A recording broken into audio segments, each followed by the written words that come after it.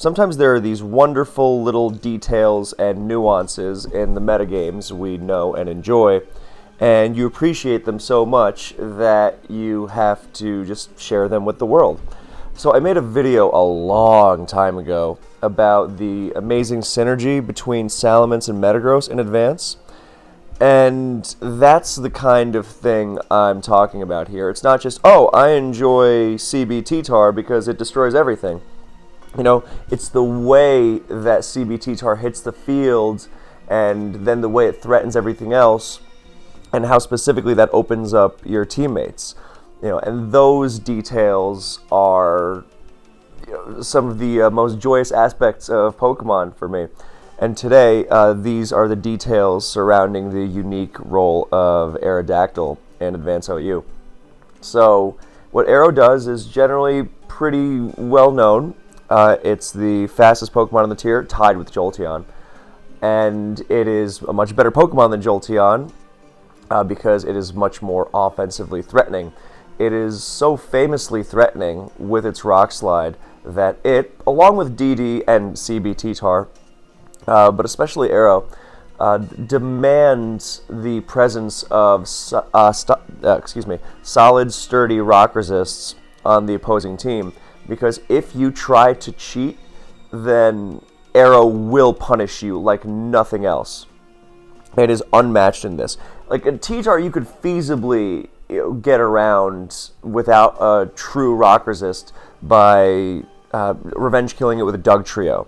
You know, which is a rock resist, but not a real rock resist. But that just does not fly against Aero. I don't care how many max defense, physically bulky Pokemon you have, you will pay. Every time a good player thinks that they're, too good for this, it's like, oh, well, my team building is so advanced, haha, that I can get around Aero without a rock resist. They get punished because it's not even just about the fact that it can flinch. When there's an arrow, there's a way and all that. It's more about the fact that it will always, if the Aero user plays well, and that's a big thing we'll get to in just a second, but if the Aero user plays well, they're not just going to be threatening you with the flinch, they're threatening you with the fact that Rock Slide hits really hard. And, of course, Rock Slide is not even Aero's strongest attack. Against a fully neutral target like Suicune, Double Edge is the strongest attack. But, yeah, the thing I was just saying about Aero rewarding you if you play well, that being a big thing, that's one of my favorite things about the offensive options in Advance in general, with Aero being a prime example. It has the capacity to give you the world, but you have to give it that opportunity. It's very strong, yes, but it's not this kind of earth-shattering behemoth that's going to just instantly OHKO everything. You really have to work to get the most out of it against a good player, of course. If you're playing a scrub and they just, throw away their rock resist instantly and you're like, okay, well, thanks for the win. But yeah, against a good player, that's the kind of Pokemon I value. The kind of Pokemon that against pretty much everything you're going to face, you give it the tools it needs for support, and it will provide you the option, to find your way through the opposing team. It might take some work, of course, but Aerodactyl, with its Sand and Spikes immunity, has incredible longevity. So that's what's so beautiful about it. The fact that it's so fast and so strong and so resilient, which means that it is a choice, and it doesn't really get trapped. The closest it gets is if you lock into Double Edge and Pursuit T-Tar gets you. But that's you got to be careful of that. If you're wary of that, then you are just fine. And of course, it survives a Pursuit. So Aero's main flaw is its frailty, but it is actually deceptively capable of taking a hit. I mean, it used to be like, oh, it can take like a Surf from Swampert, full health, maybe. Or Suicune, but now its ability to switch into things is more appreciated in that it can take a single Rock Slide from Heracross, for example, which is big. It is often used as a pivot into Mixed Salamence, because it switches into Fire Blast, and it survives Dragon Claw quite well. So you can potentially pivot it in multiple times. It doesn't do bad into Brick Break either. I mean, don't do it repeatedly, but it is a surprisingly adept Mixment's pivot / switch. And obviously it pivots into HP Grass well as well. And switches in if it's using Wish. So yeah, all sorts of options there. And it is a great counter to Charizard. Now, with the new age Charizards that run HP Ice, this is not as, Arrow is not as perfect a Charizard answer as it once was, but it's still a very good one. And, you pair Arrow with Swampert, and hey, now it doesn't have HP Grass, so your Swampert is just fine. Anyway, so, yeah, Arrow's frailty does not really get in the way of it doing its job. The fact is that it also walls non-HP Rock Gyarados, which is incredible, and it can, and even HP Rock Gyarados needs to run Jolly to outspeed Arrow after a boost, which makes its hits easier to take with your other Pokemon. And that kind of speed is another part of what makes Arrow so singular. It is effectively a choice scarfer in a lot of ways. It outspeeds most DD Gyara, the adamant ones. It outspeeds DD Tar after a boost. And it also just revenge kills pretty much everything else. It is famously good into Call Mind spam teams because of how badly it obliterates offensive Celebi and Jirachi. Two other offensive threats it actually pivots into quite decently. I mean, you switch it on a Call Mind and you're gravy, especially against Celebi, which doesn't have anything that can even KO you after a single boost. And if the Jirachi needs Thunderbolt to KO you at +1. I'm not sure what the role is on Ice Punch, but the Ice Punch offensive sets are usually going to run T-Bolt anyway, so moot point. But yeah, Psychic, Fire, Grass, those are not going to do the job. Arrow also outspeeds Salic Magneton at +1. Sometimes people actually drop their speed on Arrow because they find it not that useful. I mean, the speed tie, it will come into play. But the fact is, in a lot of games, you don't really use that speed tie, against Arrow, Jolteon, whatever.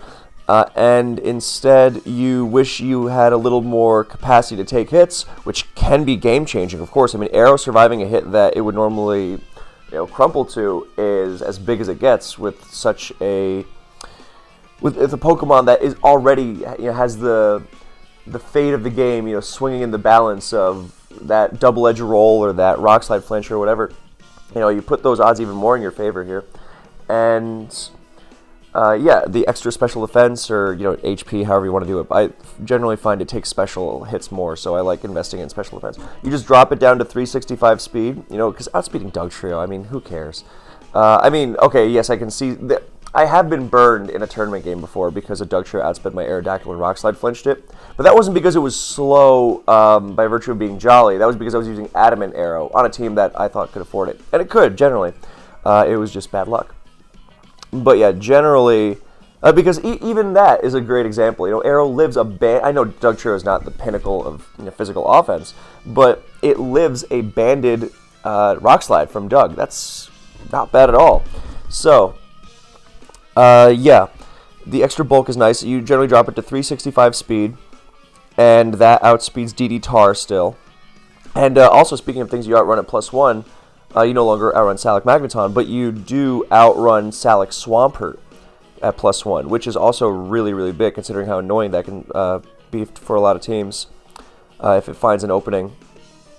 And not, right from Jump Street, but once the chips are down and maybe your stuff is not as in great shape to take it on as you need, that's where Arrow comes in. It bails you out against pretty much everything. Not automatically, of course. If you're struggling against a healthy offensive Swampert, Arrow is not going to solve that problem. But if you can get that offensive Swampert, not Salic, just offensive lefties, if you can get that down to low enough health, it will do the job for you.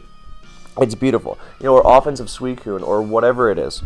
So that's what's so beautiful about it. The fact that it combines this amazing Scarfer-like speed, or ability to outrun things, and the power of a Choice Bander, with this longevity. And that lets it really tie a lot of teams together. It's like the rug from The Big Lebowski. I shouldn't have found that as funny as I did. It's my own joke, but it's good to make yourself laugh. Anyway, the point here being that Aero ties a lot together in that combination of revenge killing and offense. Like a problem with a lot of Scarfers in Gens 4 and later is that the Scarfer will just revenge kill the offensive threat, but will thud into defensive Pokemon, right? This is why a lot of the great Scarfers are ones that can do things like Trick or U-Turn or Healing Wish or Explode in Gen 4. Basically something to make them still useful against defense.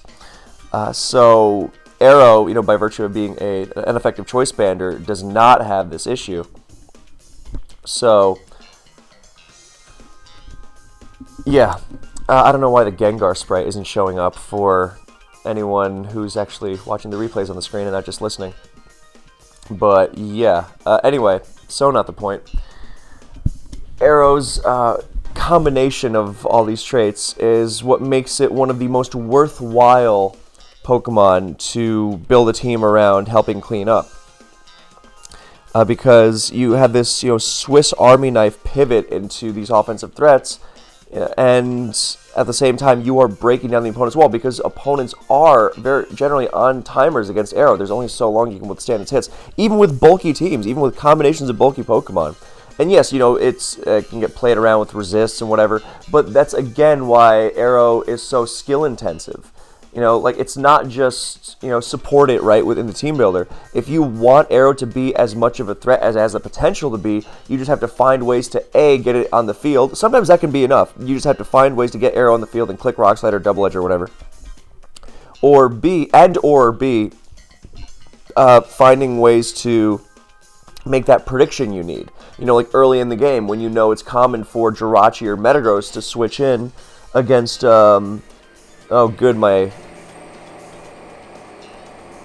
Jesus. I guess there's construction going on in my building. I can't wait to move. It's 2 months. It's fine. Anyway, I hope I don't have to yell too much to be heard over this. Good lord. What was I saying about Aero? Yeah. It's earlier in the game when you know that Jirachi and Metagross are often used as pivots. This is where metagame knowledge comes in handy, because you would think, it's Aero, so I'll just Rock Slide to test the water, see what that Rock Resist is. There's a Rock Resist, okay? That's the very basic level of discourse. Ideally we're going on to the more complex version ideas of Aero. It's not just like, Aero is good because Rock Slide's like, yes, we know. Okay, how do we get the most out of that fast CB Rock Slide? That's the kind of thing we're dealing with here. So, there's a Rock Resist, and you'll say, Swampert is commonly a Rock Resist, so I'll Double Edge to hit that as hard as possible. Okay, sure, definitely possible. But you also know that things like Jirachi, Metagross also pivot into catch Rock Slide and Double Edge. And sometimes Double Edge is such a good opening move that even T-Tar pivots in. So what if you EQ? You can catch Magneton that way sometimes, because Magneton resists everything but EQ from Aero. So it is a surprisingly good pivot given its physical bulk. So that's the kind of stuff I'm talking about. It rewards making those really... I was going to say really tough predictions, but that's not accurate. Let me rephrase that. It rewards understanding your opponent's understanding of your offensive threat you're throwing at them and how they plan to withstand it. And that is something that I think is really good to reward. And it's the kind of gameplay I like. So, with that in mind, we think also, what's that kind of support Aero needs? And this is where I personally think Aero does not need both Sand and Spikes. I do think it needs one of them. There are some people who say it needs both. I think most would generally agree that at least one. Some people would say if you had to choose between them, then you would go with Spikes every time. But I'm not so sure I agree on this, because I think Sand offense teams with no Spikes and Aerodactyl to clean up are very effective. They were very popular and very successful, quite a while ago. And, they suffer from the fact that offensive teams, from the same flaws that offensive teams tend to suffer from. in general, being, can I beat this defensive team before they, outlast me before they, strangle me, they put me into too much of a chokehold with a timer of sand, spikes, passive damage, protect, all that. And the fact that I also don't withstand their own offensive threats as well. I mean, it's a tough balance to strike, but the combination of CB Tar and CB Arrow, which was when I say sand offense, that's what I mean. These, not just the dual CB rocks, but the rest of the team really designed to take advantage of the sand, putting the timer on the opposing Pokemon as much as possible.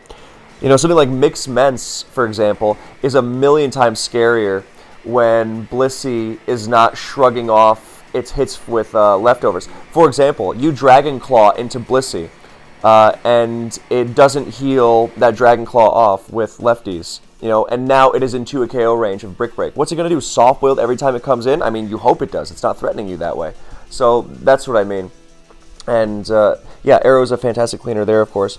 But there are also successful Spikes teams without Arrow. Obviously successful Spikes teams without Arrow. I mean, Spikes Arrow teams without Sand. It's just that what you need above all else is a way to put the opponent on a timer that you can control. Because as great as Arrow is, finding its way through something like Suicune without either Sand or Spikes is going to be difficult.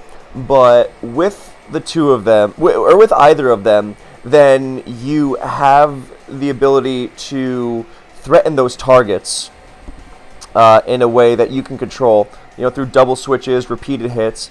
And obviously, it is best when you pair them both, because this way, the many Spikes affected Pokemon, the many Sand affected Pokemon, they are very easily, very naturally. I mean, you could have both these field hazards in effect uncontested by, turn 3. Lead T-Tar, switch to Scarm, use Spikes. Or Spike with Scarm, switch to T-Tar. And already Arrow is going to be threatening. So, a big part of managing Arrow is also being good with Spikes, but that's just any good Spikes team anyway. And it is so rewarding in this vein because it'll give you the world. I mean, something like Milotic that can technically take its hits pretty decently one-on-one. You put Sand and Spikes in the picture, and it is very quickly revealed just how much of a non-counter it is. So, this drilling is really getting ridiculous, and I think I've said most of what I wanted to say anyway. But yeah, that's how much I enjoy Advanced Aerodactyl, the many ways I enjoy it. I mean, there's so many cool synergies with it. I mean, all the different T-Tar, because T-Tar's not just sanding for it, it is also directly wall breaking for it. In the, CB is a Forgotten Beast, of course, but Mix, I mean, even just standard Pursuit Tar, which you think, it pursuits. Well, that Pursuit is direct support for Arrow. It's not just, Gengar's annoying. It's, Gengar's annoying, I remove it, now my Arrow can spam EQ and Double Edge a lot easier without letting in one of the scariest Pokemon in the game. And not just because it's a Ghost type, haha. And Magaton is another major partner for it, because Skarmory is not an Arrow counter. Again, it doesn't resist Rock, but it can help against Arrow, because obviously it takes EQ, Double Edge, Hidden Power, Bug, or Flying, and it can take a few Rock Slides, so it's a good scout. And it does take some time before it's worn down. So if you can forcibly get rid of the Skarm, and then Arrow just takes off. And yeah, that's why I made a team a long time ago in 2016, one of my all-time favorites that I'm very proud of and had a big impact on the metagame, if I can brag for a second. And I think it's still effective today, if you just tweak movesets or whatever. And it was centered around cleaning up with Arrow, and it's just, it's not very... I make it sound like it was, some active genius, but it's not very difficult to pair things that knock things down in range of Arrow. Matter of fact, another way you could phrase it is the things that wear the opposition down are then great setups for Arrow. It's not like you build it around Arrow, like, what does Arrow need? It's like, what's the best Pokemon to take advantage of all this passive damage I'm throwing around so easily? It's like, oh, arrow, and simultaneously, oh, my team is great at throwing around passive damage, but sometimes it struggles against more aggressive teams spamming things like Calm Mind, Jirachi, and Celebi. What can I do? Arrow. It's mutually perfect.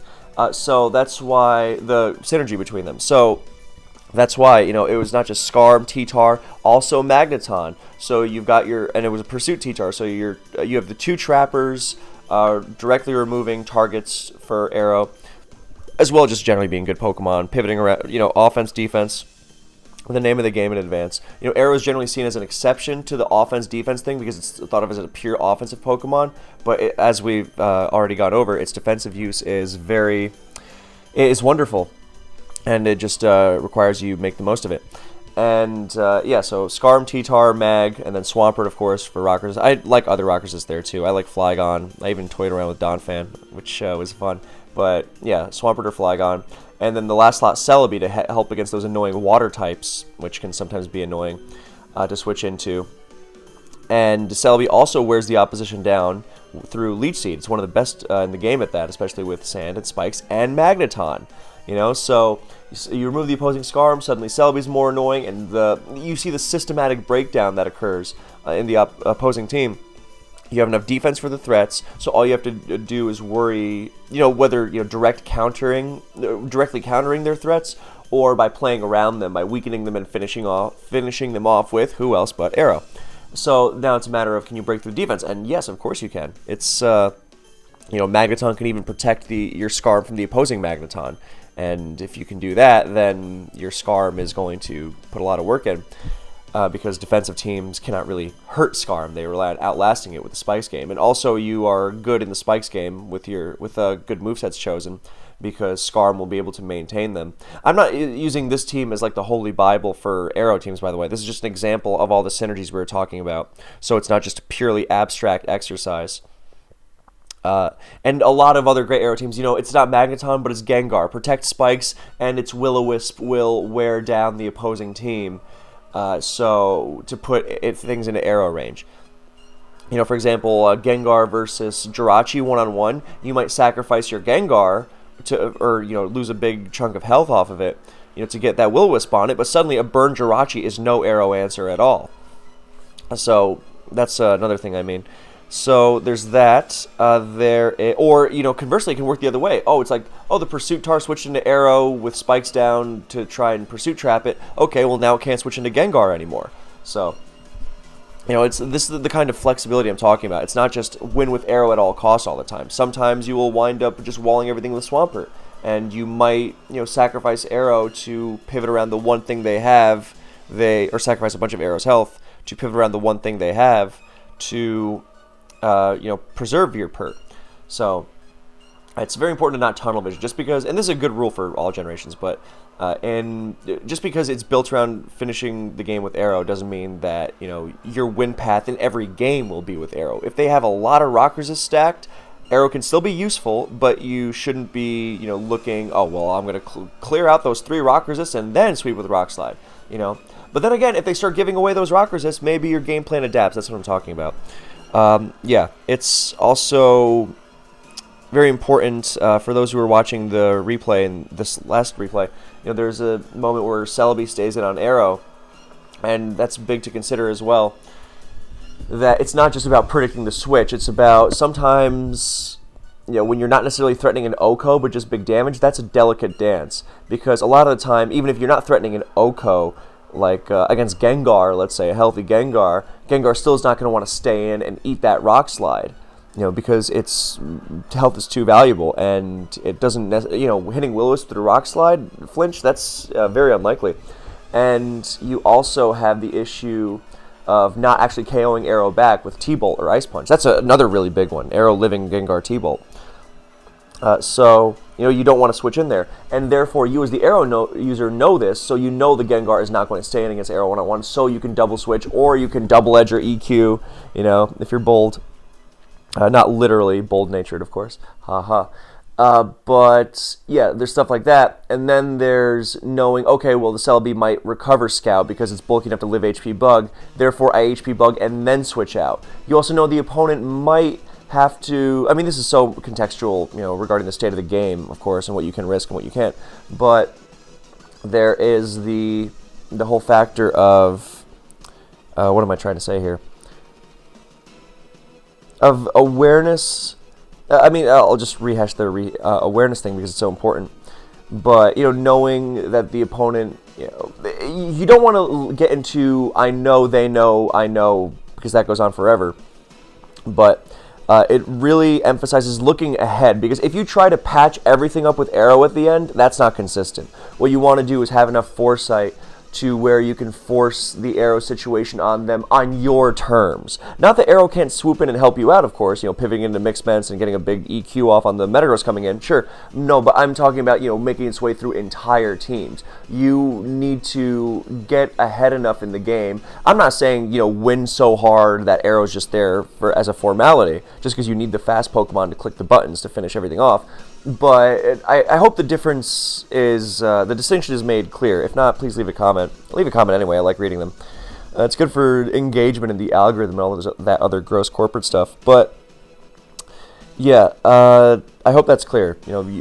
Actively pushing towards the Aero win as opposed to, hoping that it'll just put everything together. Because that's when Aero falters. And that's when you have those difficult situations of, the opponent could switch out on the HP bug that you're trying to aim at the Celebi to punish its recover scout. It'll survive and recover, but it'll still take a good chunk of damage. So that's when it starts getting contentious. Yeah, so I think that's basically everything I wanted to say. There's so many ways of doing an Aero team. Even if you're running the Sand and Spikes route, that doesn't necessarily mean team full of passive damage plus Aero. There are several great Sand Spikes teams that are still bringing the heat offensively in other ways. That just makes Aero scarier when you're dealing with things like mixed ments or agility Metagross. So yeah, that's basically all I have had to say. Thank you so much for watching. I hope you enjoyed, and I will see you in the next one.